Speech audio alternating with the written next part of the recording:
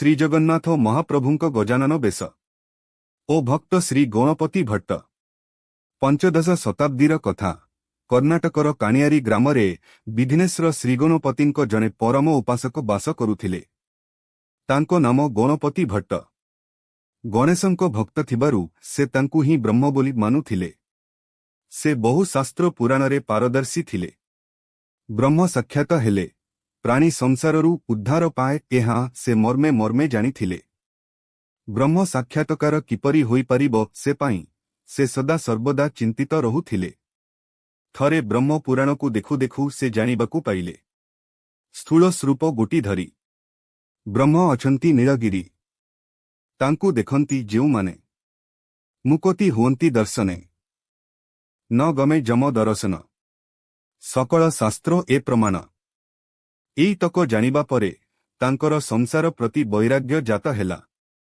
ସଂସାର ମାୟା ତ୍ୟାଗ କରି ମୁଁ ବ୍ରହ୍ମ ସାକ୍ଷାତକାରରେ ବ୍ରତୀ ହେବି ଏହା ତାଙ୍କ ଚିନ୍ତା ଚେତନାକୁ ଗ୍ରାସ କରି ବସିଲା। ସାକ୍ଷାତ ବ୍ରହ୍ମ ନୀଳାଚଳରେ ଅଛନ୍ତି, ତାଙ୍କୁ ଦର୍ଶନ କରି ମୁଁ ମୁକ୍ତି ଲାଭ କରିବି ଏହା ଭାବି ସେ ଶ୍ରୀକ୍ଷେତ୍ର ଅଭିମୁଖେ ଯାତ୍ରା ଆରମ୍ଭ କଲେ। କର୍ଣ୍ଣାଟକଠାରୁ ନୀଳାଚଳ କାହିଁ କେତେ ଦୂର। କେବଳ ସେହି ବ୍ରହ୍ମଙ୍କ କଥା ଚିନ୍ତା କରି କେତେ ଦିନ ପରେ ସେ ପଦବ୍ରଜରେ ଆସି ପହଞ୍ଚିଲେ ଅଠରନଳାଠାରେ। ଶ୍ରୀଜଗନ୍ନାଥଙ୍କ ଦର୍ଶନ ସାରି ମହାପ୍ରସାଦ ହସ୍ତରେ ଧରି ଫେରୁଥିବା ଦଳେ ଉଲ୍ଲସିତ ଯାତ୍ରୀଙ୍କ ସହିତ ତାଙ୍କର ସାକ୍ଷାତ ହେଲା। ତାଙ୍କୁ ଦେଖି ଗଣପତି ପଚାରିଲେ, ଆପଣମାନେ ଏପରି ଆନନ୍ଦରେ କେଉଁଠାରୁ ଫେରୁଛନ୍ତି? ହାତରେ ଆପଣମାନେ କ'ଣ ଧରିଛନ୍ତି? ଯାତ୍ରୀମାନେ କହିଲେ, ଆମେ ଶ୍ରୀଜଗନ୍ନାଥଙ୍କ ଦର୍ଶନ ସାରି କୈବଲ୍ୟ ହସ୍ତରେ ଗୃହକୁ ଫେରୁଛୁ। ଗଣପତି ଭଟ୍ଟଙ୍କ ମନରେ ସନ୍ଦେହ ଜାତ ହେଲା। ସେ ଭାବିଲେ, ଜଗନ୍ନାଥ ତାହେଲେ ବ୍ରହ୍ମ ନୁହନ୍ତି। ବ୍ରହ୍ମଙ୍କୁ ଦର୍ଶନ କଲେ ତ ଜୀବ ବ୍ରହ୍ମଲୀନ ହୋଇ ମୋକ୍ଷ ପାଇଯାଏ। ଏ ଲୋକମାନେ ବ୍ରହ୍ମ ଦର୍ଶନ କରି ଫେରିଆସୁଛନ୍ତି କିପରି? ସନ୍ଦେହ ଅଭିଭୂତ ହୋଇ ସେ ପୁଣି ବ୍ରହ୍ମ ପୁରାଣ ଖୋଜିଲେ। ହଁ, ତାହା ହିଁ ତ ଲେଖା ହୋଇଛି। ତାଙ୍କର ବୁଦ୍ଧି ହଜିଗଲା। ଭାବିଲେ ତା ହେଲେ ମୋର ଏତେ ଶ୍ରମ କ'ଣ ବୃଥା ହୋଇଗଲା? ଆଉ ଏ ଜୀବନ ରଖି ଲାଭ କ'ଣ? ଆତ୍ମହତ୍ୟା କରିବା ହିଁ ଶ୍ରେୟସ୍କର। ଏହା ଭାବି ଆତ୍ମହତ୍ୟା କରିବାକୁ ଉଦ୍ୟତ ହେଉଥାନ୍ତି।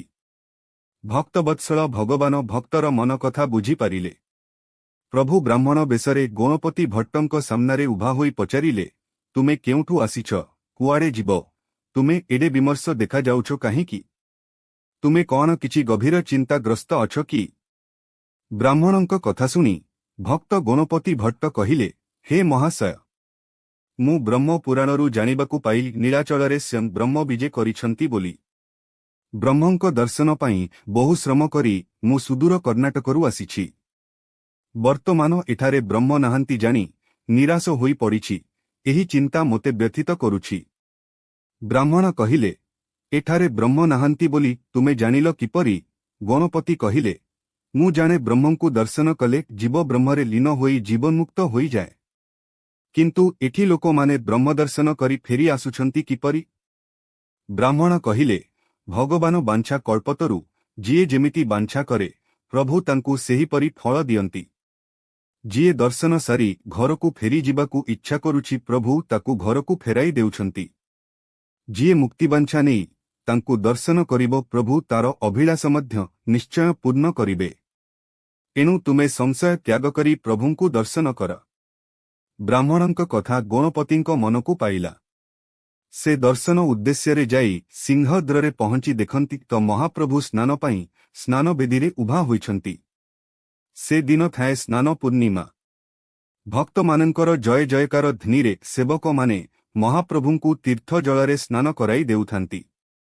ମହାପ୍ରଭୁଙ୍କ ପାଖରେ ଗଣପତି ଭଟ୍ଟ ପହଞ୍ଚିଲେ।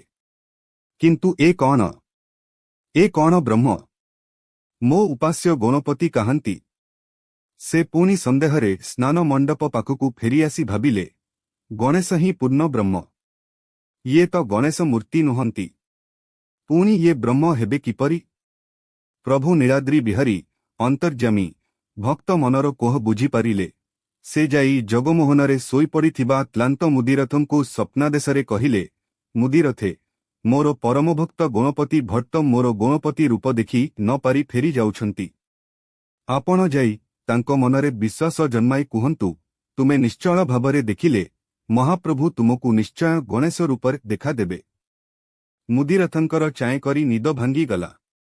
ये की निर्देश महाप्रभुंकर? किए सेही गणपति भट्ट? से तुरंत बाहरी पड़िले गणपतिंको संधानरे। खोजी खोजी भेटिले बाटरे। तांकु अटकाई कहिले, हे ब्राह्मण, आपण फेरी जाउछंती काहींकी? चौवर्ग दानी प्रभुपरा तांको विशाल बाहु प्रसारी नीलाचलरे बसिछंती। आपणଙ୍କ मनोबांछा से निश्चय पूर्ण करिबे। गणपति भट्ट टिकिए विरक्ति प्रकाश करी कहिले, गजानन हेउछंती ब्रह्म, जगन्नाथ तो गजानन नुहंती। से किपरि ब्रह्म हेबे? मुदिरथ कहिले, महाशय, आपणଙ୍କ मति भ्रम होइछि बोध हुए। महाप्रभु श्रीजगन्नाथ पुरुषोत्तम, से समस्त अर्चा विग्रहर मूल। तुमे आउ थरे जाई निश्चल भावरे देख, से निश्चित भावे तुमकु गज बदन रूपरे देखा देबे।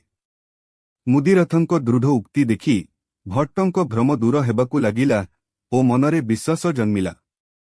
ब्रह्मंकु दर्शन करिबा पई पुणी से स्नानवेदी निकटकु फेरी आसी महाप्रभुंको सम्मुखरे निश्चल भावे दंडायमान होई निर्निमेष नयनरे चाही रहिले। ए कौन देखुछंती? एट गजानन। लंबा लंबा सुंढ बढ़ाई कला धला दुई हाथी महाप्रसाद कुड़ुआ मानंकरु प्रसाद भक्षण करी जाउछंती। देखिला प्रभु भगवान होई अछंती गजानन। लंबी अछि थोर हस्त, शोभा दिशय एकदंत। मुंड तांकर घूरी जाउथाए। आपणार मूर्खता पई से विव्रत होई पड़िले। चक्षुरु धार धार लोतक बही जाउथाए। हाथ जोड़ी लंब होई सोईगले से महाप्रभुंक सम्मुखरे। महाप्रभुंकु न जानी अपराध करिथिबारु क्षमा प्रार्थना कले। तांको कंठरु झरी पड़िला, नमो नमस्ते गजानन, नमस्ते कपिल बदन, नमस्ते दारुब्रह्म राशि, नमो नमस्ते विश्वासी। महाप्रभुंकु भक्तिरे साष्टांग प्रणिपात कले गणपति भट्ट। प्रार्थना कले, हे महाप्रभु, मोर भ्रम दूर होइछि। एतिकी मात्र प्रार्थना।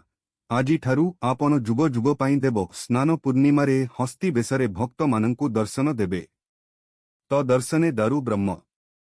तुटिला मोर मति भ्रम। लभिली परम कारण। एबे जा मागोछि सुन। आजिठू देवस्नान जाट। जेबे होइब जगन्नाथ। केवल हस्ती बेस होई बीजे करिब भावग्राही। एतक मात्र आज्ञा हेउ। एकथा जुगे जुगे थाउ। एतक कही से उठिबाकु चेष्टा करी आउ उठी पारिलेनी। गणपति भट्टंक नस्र देह टळी पड़िला स्नानवेदी उपरे। सेवक माने की हेला कही दौड़ी आसी देखंती तो आउ किछि नहीं।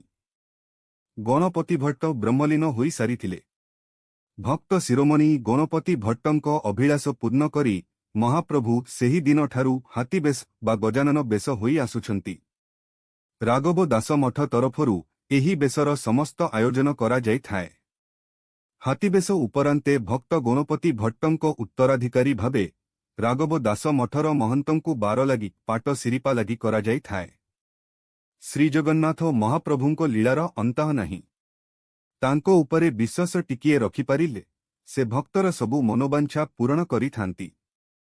भक्त कवि रामदास कृत दाढ़यता भक्ति ग्रंथरे लीलामय महाप्रभुंकर एही अपूर लीलार वर्णना रहिछि।